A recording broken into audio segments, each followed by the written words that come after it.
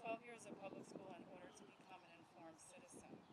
I hope the years spent in the Bellmore-Merrick schools have given you what you need to succeed in life. So tomorrow, make us proud, graduates. Congratulations.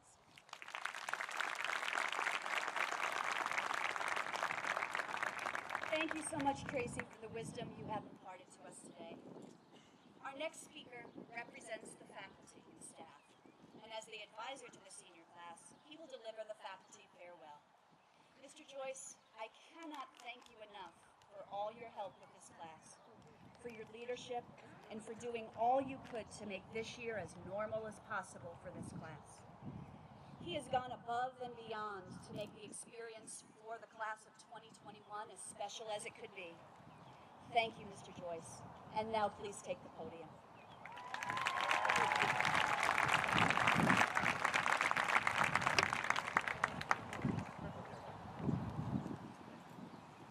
Good afternoon, distinguished guests, members of the Board of Education, the administration, faculty, parents, and most importantly, the Calhoun class of 2021. It has been an absolute honor and pleasure to serve as your class advisor. The past 4 years have been truly amazing for me to watch you grow and mature to the incredible young adults you are today. I would also like to take this opportunity to thank the class officers. These 5 individuals have worked tirelessly these past few years, fundraising, as well as putting together the amazing prom you had last Thursday night. So from the bottom of my heart, I thank you all for all you have done.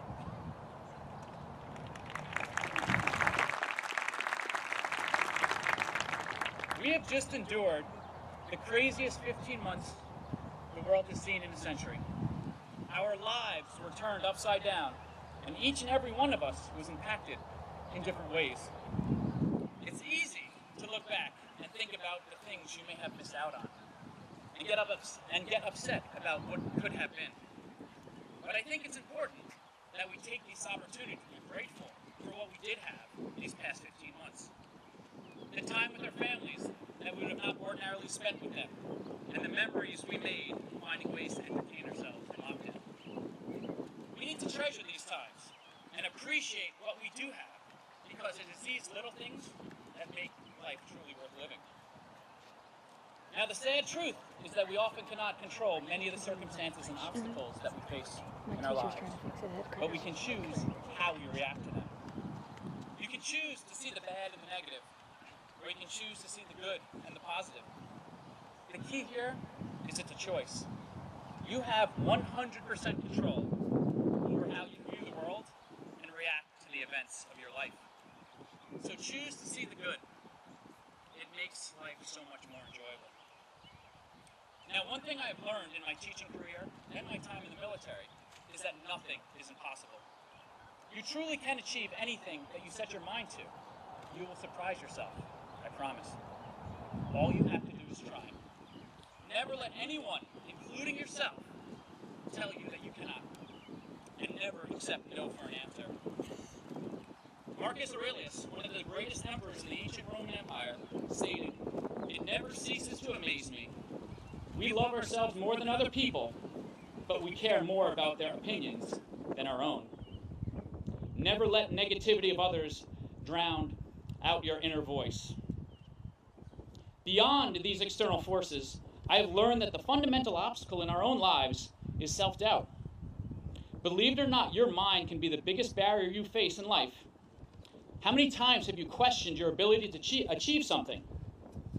It is staggering how often we intentionally or even unintentionally sabotage our own dreams and aspirations with our self-doubt. Now, I have learned this lesson firsthand when I was in Iraq. I was a 23-year-old lieutenant in the Army in charge of 35 soldiers, all of whom had more experience than I did. I was handed missions on a daily basis and was expected to plan and execute those missions without hesitation, no matter how difficult or scary they appeared to be. Now, I would often say to myself, I can't do this, and second-guess my abilities. But fortunately, I had an entire platoon of soldiers that depended on me. So by second-guessing myself, I was second-guessing them.